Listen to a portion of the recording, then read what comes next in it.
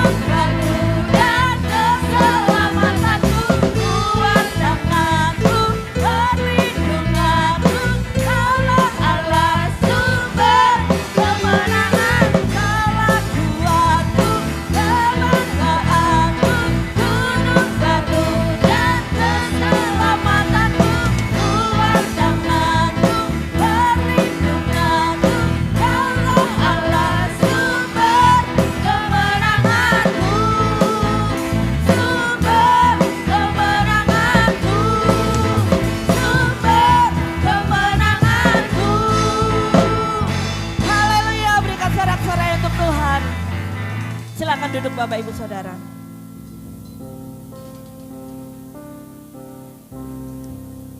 Kita hidup oleh karena percaya kepada Tuhan. Meskipun kita belum melihat pertolongan Tuhan, tetapi kita mau tetap percaya. Percaya kepada janjinya, percaya kepada firman-Nya. Mari Bapak Ibu kita menyiapkan hati kita untuk menerima berkat firman Tuhan. Oh haleluya Yesus. Terima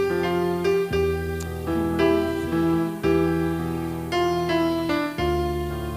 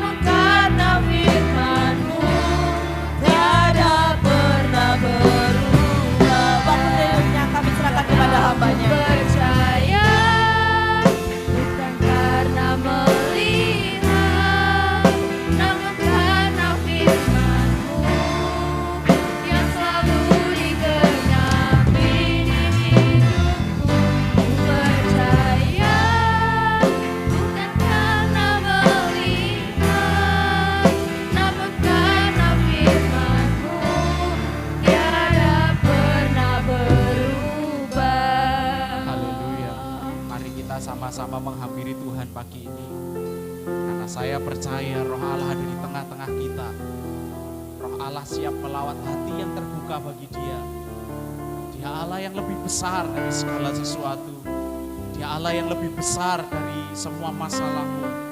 Dia Allah yang lebih besar dari semua pergumulan. Mari dari hati yang terdalam kita bermazmur bagi Dia. Haleluya, haleluya.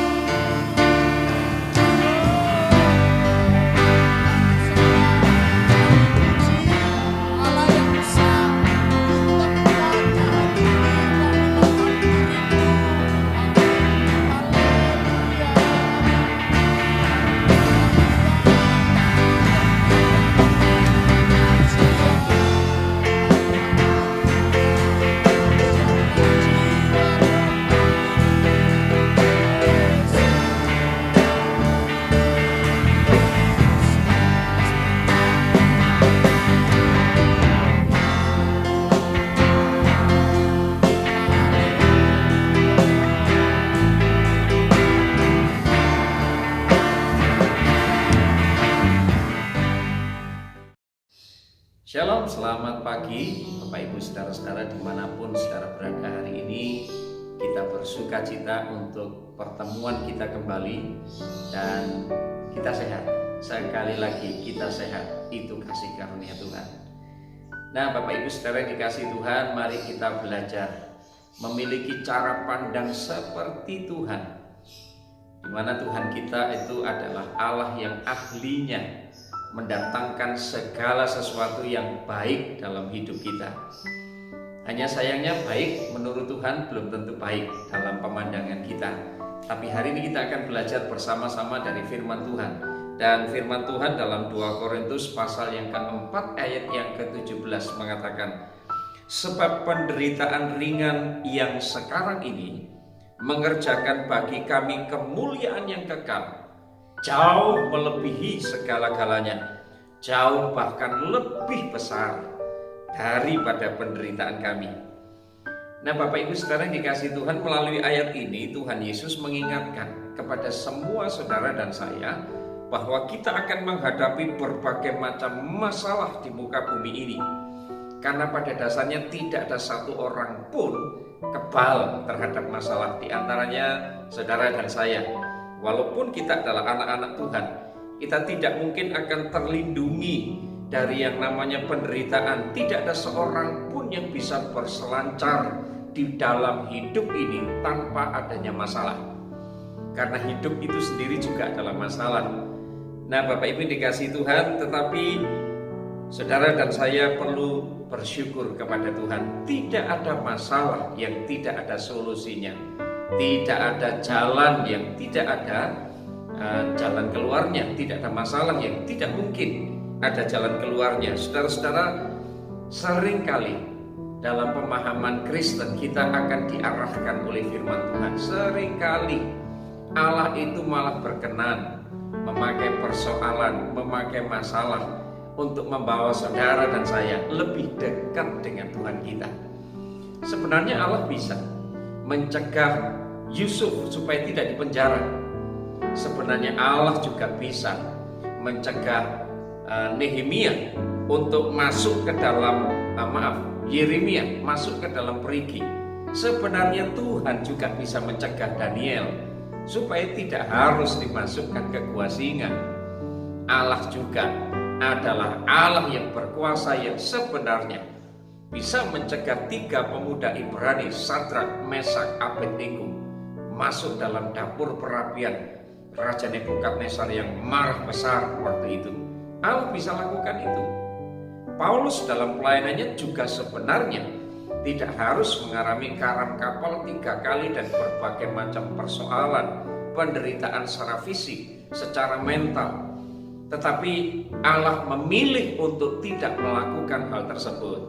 Saudara dan saya perlu tahu, Tuhan kita ingin menarik kita ke dalam hubungan yang lebih intim dengan Tuhan. Tuhan ingin membawa saudara dan saya untuk lebih dekat dengan Tuhan. Pengalaman rohani itu perlu, Bapak Ibu, saudara-saudara. Pengalaman bersama dengan Tuhan itu perlu. Ada beberapa anak-anak Tuhan yang memang Tuhan izinkan terpapar virus corona. Tapi saya juga mendengar bagaimana kesaksian hidup mereka dalam masa-masa kesendirian mereka di tempat mereka diisolasi secara mandiri atau di pusat-pusat isolasi di mana mereka ditempatkan. Ada kesempatan untuk mereka bersekutu dengan Tuhan. Ada kesempatan untuk mereka berdialog dengan Tuhan. Ada kesempatan mereka membangun kedekatan dengan Tuhan. Dan saudara-saudara yang dikasihi Tuhan, rupanya penderitaan, persoalan sering kali juga dipakai oleh Tuhan. Sekali lagi, membawa saudara dan saya lebih dekat dengan Tuhan kita. Haleluya. Nah, Bapak Ibu dikasihi Tuhan, beberapa waktu yang lalu bukankah Bapak Presiden Republik Indonesia, Bapak Jokowi, menyatakan bahwa PPKM level 4 di Blitar, khususnya di kota Kabupaten Blitar, sudah turun menjadi level 3. Di kota dan Kabupaten Malang dan beberapa tempat-tempat yang lain juga sudah mengalami penurunan. Walaupun masih ada beberapa daerah yang tercatat berada di level yang keempat. Nah, saudara-saudara yang dikasihi Tuhan, dalam level manapun potensi untuk seseorang terserang virus corona tetap besar. Bapak Jokowi menegaskan, saudara-saudara, rupanya perlu ketahanan bernafas yang lebih panjang, ketahanan fisik yang lebih kuat menghadapi penyebaran virus corona ini. Pemerintah sudah berupaya sedemikian rupa. Walaupun Bapak Presiden Jokowi juga mengatakan bahwa agak lebih sulit sekarang diprediksi kapan berakhirnya pandemi ini. Terbukti setelah varian Delta, ya, muncul kemudian varian baru yang mungkin tidak sedahsyat pengaruhnya terhadap seseorang, terhadap orang lain mengenai varian Delta ini, tetapi ini cukup mengganggu konsentrasi pemerintah. Ini cukup membuat pemerintah harus berpikir lebih keras, dan pada akhirnya Bapak Jokowi mengatakan bahwa lebih sulit sekali diprediksi kapan berakhirnya virus corona ini. Tetapi saudara-saudara yang dikasihi Tuhan, sekali lagi, bukankah Allah kita Allah yang masih tetap memegang kendali segala sesuatu yang terjadi di muka bumi ini? Firman Allah bahkan mengatakan tidak ada satu helai rambut pun jatuh dari atas kepala kita tanpa seizin Tuhan. Ayo saudara, saya ingin mengajak saudara melihat dari bagian firman Tuhan yang lebih sering dikutip tetapi dipahami secara salah. Tapi mari kita akan belajar bersama ya Bapak Ibu dalam kitab Roma pasal 8 ayat 28. Dan mari kita melihat frasa demi frasa, walaupun tidak semua bagian saya ingin sampaikan dalam keterbatasan waktu, tetapi ada hal-hal penting yang kita perlu tahu. Firman Allah berkata, saudara-saudara, kita tahu sekarang ya, bahwa Allah mendatangkan segala sesuatu, bahwa semuanya baik bagi saudara dan saya, kita yang terpanggil sesuai dengan kehendak Tuhan. Yuk kita lihat frasa demi frasa. Yang pertama ada kata begini, kita tahu sekarang. Saudara-saudara, pengharapan kita pada masa-masa sulit seperti ini tidak didasarkan kepada pola berpikir yang positif, tidak didasarkan kepada optimisme yang alamiah, tidak didasarkan apalagi kepada ramalan bintang, kepada suratan nasib dan sebagainya. Pengharapan kita sebenarnya merupakan sebuah kepastian yang didasarkan kepada kebenaran-kebenaran bahwa sebenarnya Allah kita, Allah yang tetap memegang kendali atas segala sesuatu yang terjadi di muka bumi ini. Dan Allah kita adalah Allah yang mengasihi saudara dan saya. Kita perlu tahu pada bagian ini. Lantas yang berikutnya ada kata segala sesuatu. Saudara-saudara, rencana Allah bagi hidup kita itu bahkan meliputi segala yang terjadi dalam hidup kita, bahkan termasuk kesalahan-kesalahan kita atau dosa-dosa kita, luka hati kita, sakit penyakit kita, hutang, bencana, kematian orang-orang yang kita kasihi dan sebagainya. Allah kita adalah Allah yang ahli untuk mengubah kejahatan menjadi kebaikan, atau Allah yang bisa mendatangkan kebaikan dari kejahatan yang terburuk sekalipun. Dan puncaknya dibuktikan melalui pengorbanan Yesus di kayu salib. Haleluya, saudara-saudara. Mari kita bersyukur untuk hal ini. Yang berikut, saudara-saudara, saya ingin mengajak saudara melihat ada kata untuk mendatangkan kebaikan. Saudara-saudara, ini bukan berarti Alkitab berkata bahwa segala sesuatu dalam hidup kita adalah baik. Banyak kali saudara-saudara dari kejadian-kejadian di muka bumi ini adalah jahat dan buruk. Tapi sekali lagi Allah kita adalah Allah yang sanggup, yang bisa dan memang ahlinya mendatangkan kebaikan dari semua keburukan yang terjadi. Saudara, mari kita perhatikan ya daftar silsilah dalam kelahiran Tuhan kita Yesus Kristus. Ada 4 nama wanita yang dicantumkan di sana. Ya, coba saudara perhatikan bagaimana dengan Tamar. Saudara tahu Tamar? Dia seorang menantu perempuan yang mencoba merayu mertuanya sampai Alkitab mencatat Tamar ini akhirnya hamil. Kemudian bukankah saudara juga menemukan ada seorang wanita yang bernama Rahab, yang Alkitab katakan Rahab ini adalah seorang pelacur. Bagaimana dengan Ruth? Ya, Ruth bukan seorang Yahudi, dan Ruth ini melanggar hukum Taurat waktu itu, hukum Yahudi waktu itu dengan mengawini seorang laki-laki Yahudi. Secara hukum ini dipersalahkan. Kemudian bagaimana dengan Batseba, nama yang cukup dikenal terkait dengan perzinahannya dengan Daud. Daud merancang segala sesuatu ya, sampai terjadinya kematian Uria, Panglima Uria, suami sah dari Batseba, karena perselingkuhan antara Daud dengan Batseba. Pada akhirnya mereka juga melahirkan anak yang pada gilirannya memberontak kepada kedua orang tuanya. Saudara, kalau melihat 4 wanita ini, bukankah mereka 4 wanita dengan reputasi yang kurang baik? Tapi saudara-saudara yang dikasihi Tuhan, Allah kita mendatangkan kebaikan dari keburukan, dan Yesus datang melalui garis keturunan mereka.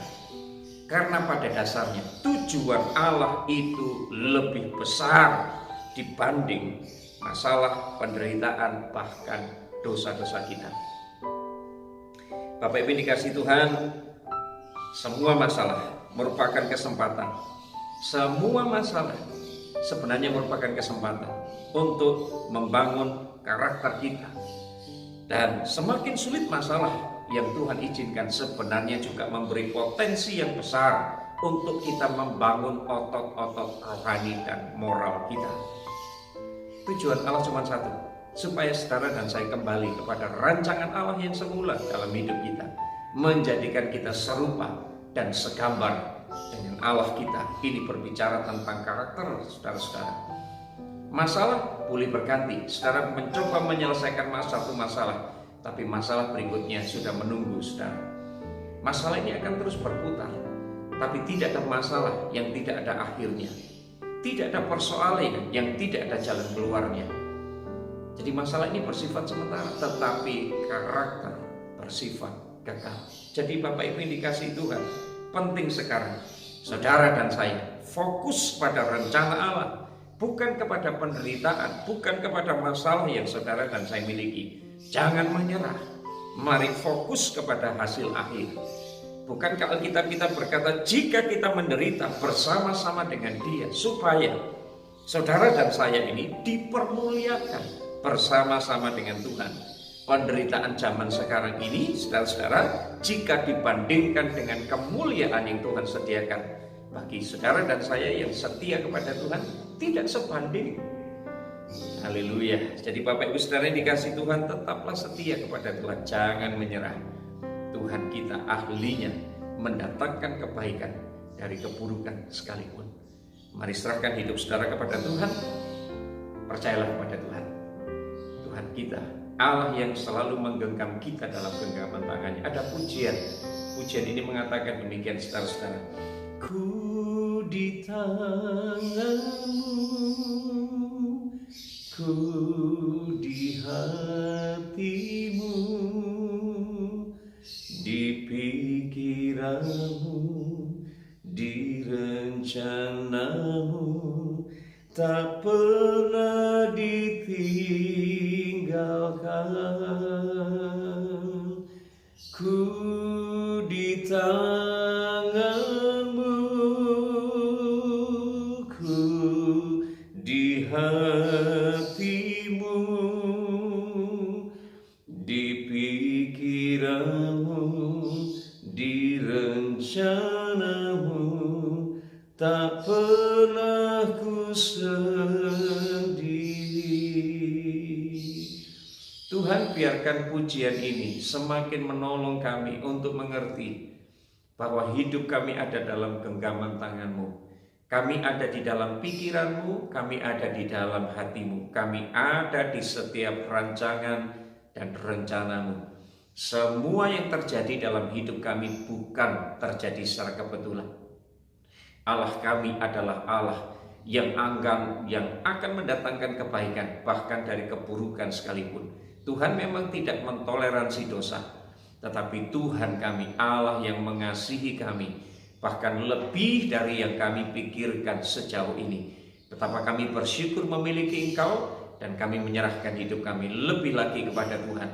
Kami mau terus hidup dalam berkemenangan di dalam Tuhan. Kami akan lebih fokus kepada hasil akhir dari apa yang harus kami alami di masa-masa sulit sekalipun. Sebab kami tahu Allah sedang menarik kami lebih dekat dengan Tuhan, membentuk karakter kami, menemukan kami menjadi anak-anak Tuhan yang hidup bergaul karib dengan Tuhan. Kami bersyukur untuk firman Tuhan hari ini.